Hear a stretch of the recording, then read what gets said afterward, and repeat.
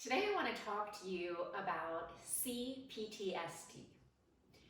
So that's an acronym, that is the letters, and that stands for Complex Post-Traumatic Stress Syndrome.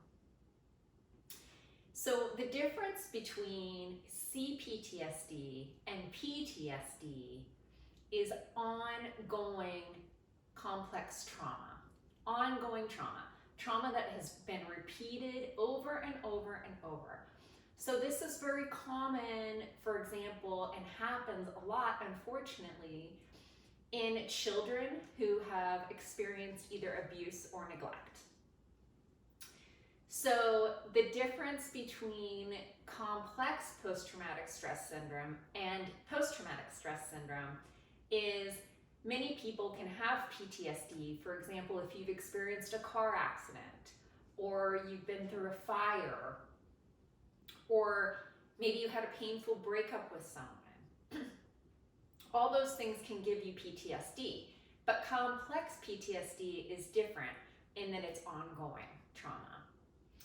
And so it dysregulates the nervous system and it causes a lot of problems that can look very similar to borderline personality disorder. And they're often very difficult to diagnose the differences between the two because they do have so many similarities. All right, so let's look at some of the symptoms of complex post-traumatic stress syndrome because it is a growing problem. Roughly 1 to 8% of people suffer from complex post-traumatic stress syndrome. And it can wreak havoc in your life, and it can be very confusing because you may not even realize some of the things that are happening. Yes, you may have nightmares. You may have flashbacks. Those are very similar things to PTSD, right?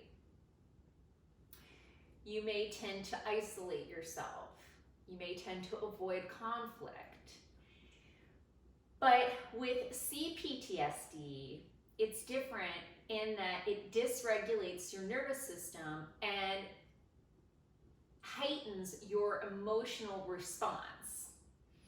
So when you're dealing with someone with CPTSD, they likely have a very low emotional intelligence and they may act a little bit childish because their emotions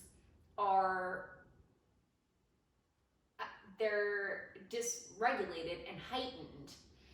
They're also very impulsive. And they have a very difficult time in relationships because of this behavior. So in a nutshell, that's what CPTSD looks like. Sometimes people with CPTSD have a hard time visiting certain locations, or they might have the same argument over and over and over because they're unable to resolve that because their emotions are all over the place. They have a hard time with cognitive thinking. So, they carry a lot of feelings of guilt and shame with them, especially people who, you can get CPTSD as an adult, but it's more common in children who experience ongoing abuse or neglect.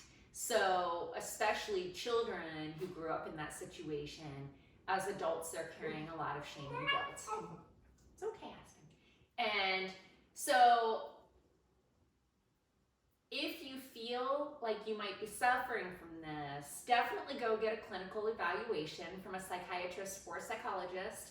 And it's less talked about, so they may treat you for PTSD as opposed to CPTSD, but you'll know that you need to set firm boundaries with people, protect your emotional energy. You'll want to maybe work with an emotional intelligence coach and build your emotional intelligence so that you can help regulate those emotions. And you'll also want to know your triggers. You'll want to know what sets off your emotions and causes you a lot of pain. And then you'll want to know how to self-soothe those triggers. So find ways that you can comfort yourself when that happens. That's my tip for today. I hope it helps. CPTSD is very, very painful and difficult to cope with. So if you have it or you know someone who has it, be gentle with them, quiet that inner critic, and practice good self-love and good self-care.